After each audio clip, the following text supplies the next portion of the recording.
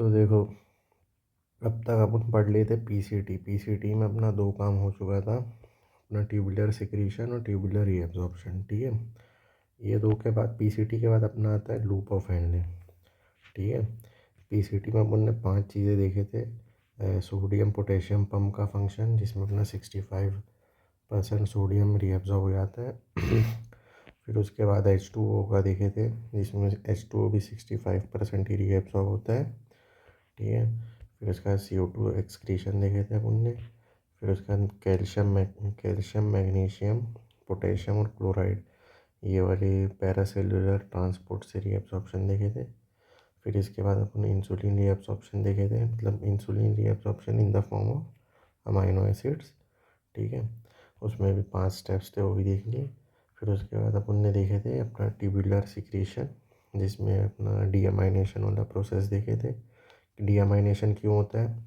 क्योंकि अपने को ब्लड का पीएच मेंटेन करना होता है। ठीक है, फिर बाकी excretion of drugs like penicillin, cephalosporins, methotrexate, ये सब और ऑर्गेनिक एसिड्स का एक्सक्रीशन देख लिए थे। अब अपने को देखना है, क्या बोलते हैं, लूप ऑफ हेनले।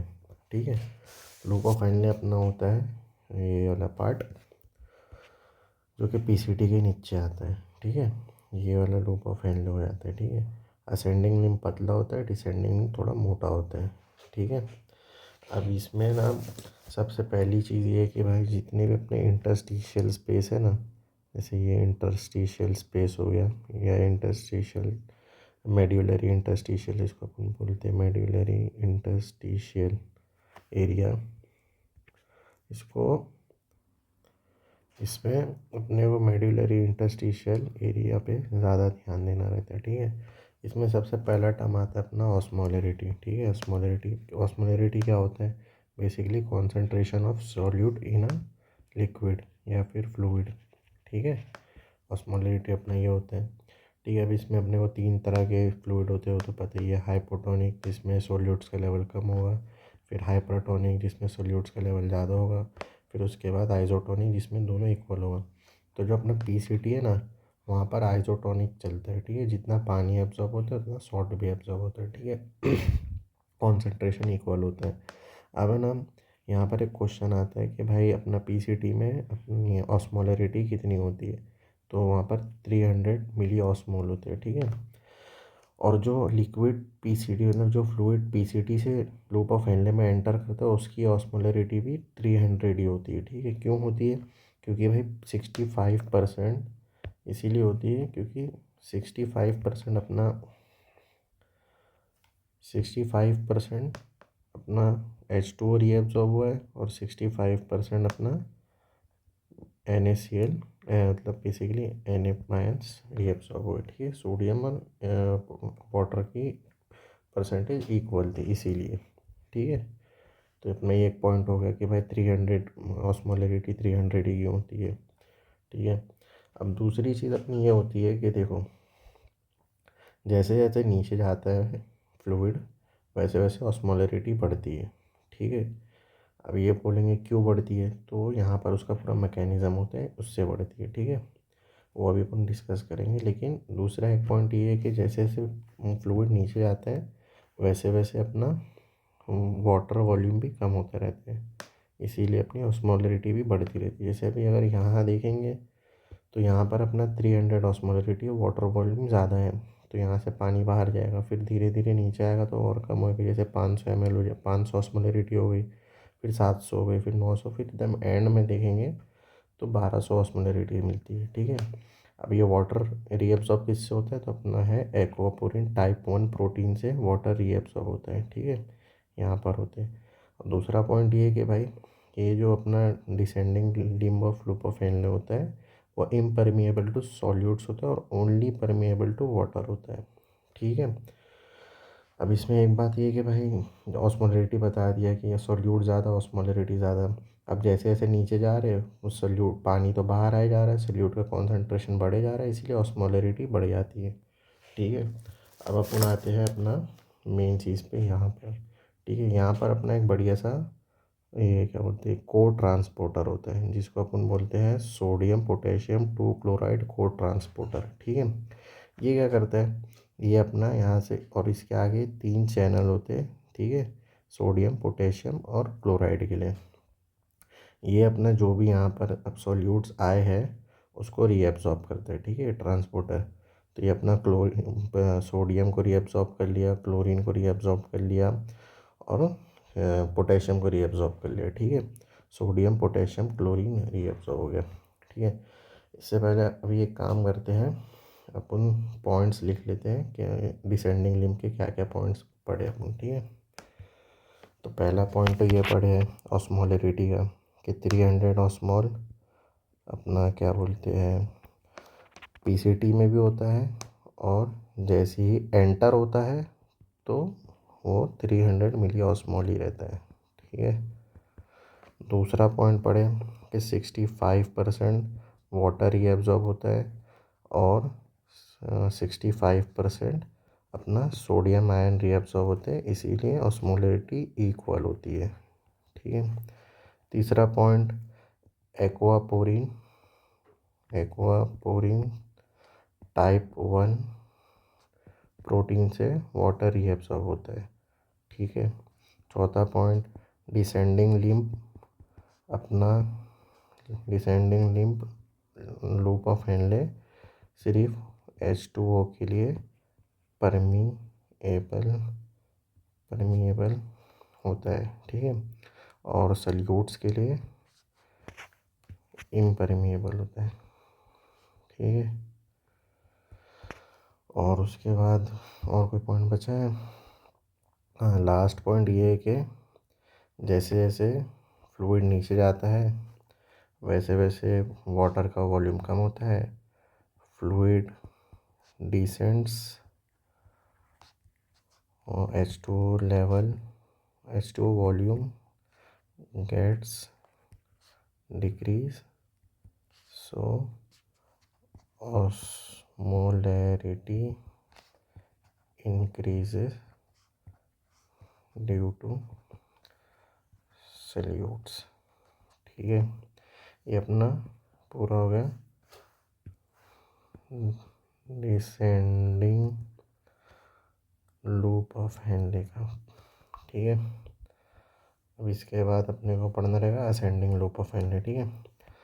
अब असेंडिंग लूप ऑफ हेनले, ये जो पूरा पानी रीअब्सॉर्ब होता है ना अपना मेड्यूलरी इंटरस्टिशियल एरिया में जाता है, ठीक है।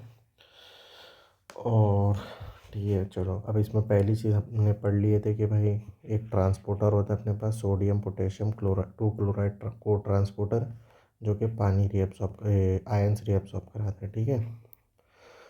अब दूसरी चीज़ अपने को पढ़नी क्या है पता है, यहाँ पर जब ये सारे आयंस रीअब्सॉर्ब होते हैं ना तो पोटेशियम है ना कुछ कुछ यहीं फंसा रहता है, यहीं रुक जाता है, ठीक है। क्यों रुकता है ये भी मैं बताऊँगा आगे, ठीक है।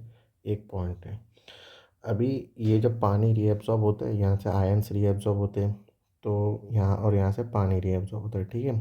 तो ये जो अपोजिट साइड से चल रहा है ना, ऐसे डिसेंडिंग में पानी रीअब्सॉर्ब हो रहा है, असेंडिंग में आयंस रीअब्सॉर्ब हो रहे हैं, और जो असेंडिंग लूप है वो स्ट्रिक्टली वाटर इम्परमेबल होता है, ठीक है। तो ये जो मैकेनिज़्म चल रहा है इसको बोलते हैं काउंटर करंट मैकेनिज़्म, ठीक है। और भाई अपना जो काउंटर करंट मैकेनिज़्म होता है यही होता है। तो अभी हम लोग descending ascending loop of Henle के बारे में लिख लेते हैं, ठीक है। तो असेंडिंग लूप ऑफ हेनले, ठीक है। पहला point ascending loop of Henle में अपने पास होता है सोडियम पोटेशियम 2 क्लोराइड को ट्रांसपोर्टर, ठीक है, जो कि हेल्प करता है सोडियम पोटेशियम ये सब के रीएब्सॉर्प्शन में, ठीक है। दूसरा पॉइंट लिखना है अपने को इसमें कि जैसे जैसे क्या बोलते हैं अपना क्या बोलते हैं लूप ऑफ हेनले में फ्लूइड नीचे जाता है और फ्लूइड ऊपर ही आता है, ऑस्मोलरिटी डिक्रीज़ होकर इंक्रीज़ होती है, कितनी 300 होती है, फिर 500 होती है, फिर 700 होती है, फिर 900 होती है, फिर 1200 होती है, ठीक है। तीसरा पॉइंट अपना हो जाएगा कि ये अपना अब ये देख लेते हैं कि ये होता है, ये जो अपना पोटेशियम, तीसरा पॉइंट पोटेशियम को लेते हैं। जो अपना पोटेशियम आयन होता है, जो मैंने बोला था कि भाई वो क्यों अंदर रह जाता है, मतलब असेंडिंग लिम्ब के अंदर क्यों रह जाता है। तो जो पोटेशियम आयन होता है ना, वो इसीलिए अंदर रह जाता है, ये अपने मेम्ब्रेन पर, इनर मेम्ब्रेन पर potassium ion positive charge create करता है, ठीक है, पॉजिटिव चार्ज क्रिएट करता है। तो जब ये पॉजिटिव चार्ज क्रिएट करता है ना, तो जो अपने कैल्शियम और मैग्नीशियम और पॉजिटिवली चार्ज जो भी आयन होते हैं ना, वो इससे रिपेल होकर इससे बाहर निकल जाते हैं। तो और ये बाहर निकल के जो अपन पढ़े थे पैरा सेलुलर ट्रांसपोर्ट दिखाते हैं, पैरा सेलुलर ट्रांसपोर्ट से ये रीएब्सॉर्ब हो जाते हैं, ठीक है, reabsorb by paracellular transport, ठीक है। अब इसके बाद है ना, एक पॉइंट ये ले लेते हैं कि जो अपना लास्ट, जैसे ये 300 से शुरू हुआ, फिर डिसेंडिंग में 1200 हुआ, फिर असेंडिंग में 300 से 1200 से वापस जब 300 हो गया ये, ठीक है। तो जब अभी ये क्या बोलते हैं, अपना लूप ऑफ हेनले का मामला ख़त्म हो गया। और एक चीज़ और पॉइंट लिख लो कि भाई जो असेंडिंग लिम्ब होती है, असेंडिंग लिम्ब वो पतली होती है, आई मीन थिन होती है, ठीक है। और जो डिसेंडिंग लिम्ब होती है वो कंपैरेटिवली थिक होती है, ठीक है। और ये थिक होने के बाद डीसीटी फॉर्म करती है, ठीक है।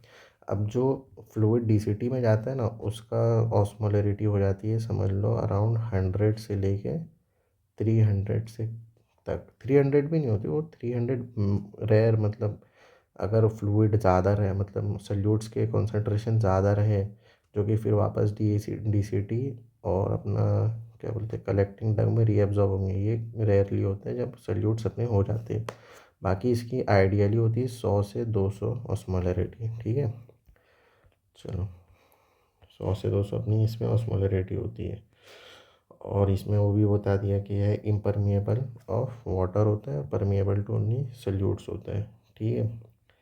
अब अपने पास पोटेशियम का एक्सक्रीशन भी दिखा दिए, सेल मेम्ब्रेन चार्ज मेंटेन करता है ये भी बोल दिए। अब अपने पास बचा क्या है, वासा रेक्टा, ठीक है। ये वासा रेक्टा, वासा रेक्टा क्या करता है, ये करता है काउंटर करंट एक्सचेंजर मैकेनिज्म, ठीक है। ये यहाँ से समझ लो कि अपना सेम वासा रेक्टा हर जगह रहता है प्रेजेंट, ठीक है। ये बस एक पार्ट लिए हुए उसका। तो जैसे जैसे यहाँ पर समझ लो 300 मिली ऑस्मोल है, 500, 900, 1200, तो यहाँ से ये सॉल्ट को अंदर लेता है, समझ लो डिसेंडिंग, हाँ डिसेंडिंग में अंदर लेगा।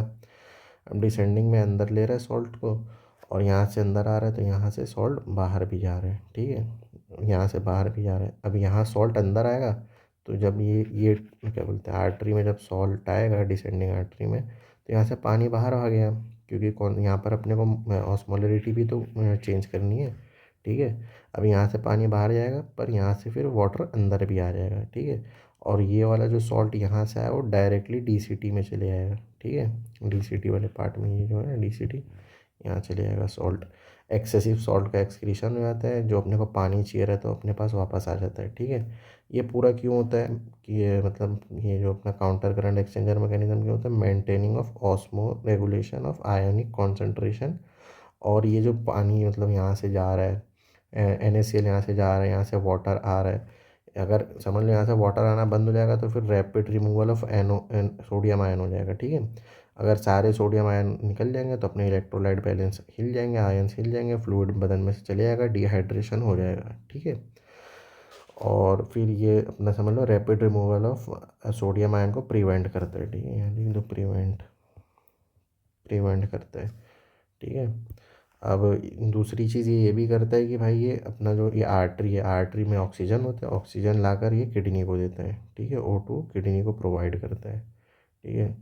ये भी लिख लेते हैं अपन, O2 प्रोवाइड करता है अपने किडनी, वासा रेक्टा का पूरा लिख लेते हैं, वासा रेक्टा करता क्या है, ठीक है।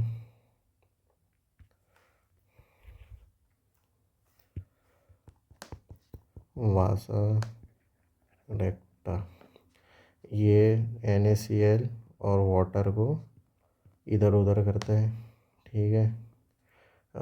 आर्टरी से डक्ट में डालता है, डक्ट से आर्टरी में डालता है, क्यों करता है, why, to maintain maintain ions balance and osmolarity. ठीक है। और दूसरी चीज़ क्या करता है, ऑक्सीजन प्रोवाइड करता है, O2 प्रोवाइड करता है अपनी किडनी को, O2 प्रोवाइड टू किडनी। ठीक है। तीसरी चीज़ क्या करता है, रैपिड रिमूवल ऑफ आयंस को रोकता है, rapid removal of sodium ions prevent. ठीक है। ये 3 काम करता है। और ये मैकेनिज्म को अपन क्या बोलते हैं, काउंटर करंट एक्सचेंजर मैकेनिज्म। ये राइटिंग में मत जाओ, डिटेल में, मतलब डिस्क्रिप्शन में डिटेल नोट्स डाल दूंगा मैं। ठीक है। अब हो गया। अगर इसमें समरी देखनी रहेगी तो ये हो जाएगा अपना, क्या बोलते हैं, डिसेंडिंग लूप ऑफ एनल में अपनी वाटर रीअब्जॉर्प्शन होता है। अब कितना % रीअब्जॉर्ब होता है वाटर, ये भी बता देता हूँ मैं। ठीक है। जो अपना DCT में अपना हो जाता है ना लिक्विड, उसमें ऑलमोस्ट समझ लो 10% सोडियम बचता है। ठीक है। तो अपना 65% ऑलरेडी हो गया था रीअब्जॉर्ब। ठीक है। 65% PCT में हो गया था। DCT में अपने पास 10% बचता है। DCT में 10% बचता है, तो बचा कितना, 65 75 और 25% सोडियम रीअब्सॉर्ब हो जाता है। ठीक है। उसके बाद अपने को इसकी भी बात करनी है, वाटर की। ठीक है। वाटर का होता है, समझ लो ये लूप ऑफ हेनले में रीअब्सॉर्ब हो गया वाटर। इसके बाद 65% अपना PCT में रीअब्सॉर्ब हो जाता है, और 20% अपना DCT में जाता है वाटर। ठीक है। ये कितना होगा, 65 + 20 85, 15% यहाँ पे वाटर रीअब्सॉर्ब होता है लूप ऑफ हेनले में। ठीक है। उसके बाद अगर ये वाटर रीअब्जॉर्प्शन भी देख लिया अपन ने, ठीक है, कितना % होता है, और इम्परमेबल परमेबिलिटी भी देख लिए, एक्वापोरेंस टाइप 1 के बारे में भी देख लिया, ऑस्मोलैरिटी भी देख लिए। और ये पूरे मैकेनिज़्म को अपन बोलते हैं काउंटर करंट मैकेनिज़्म।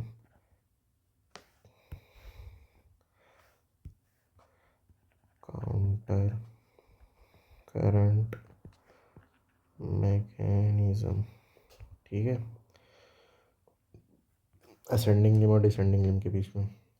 और जो वासा रेक्टा में चलता है उसको बोलते हैं काउंटर करंट एक्सचेंजर मैकेनिज़्म। ठीक है।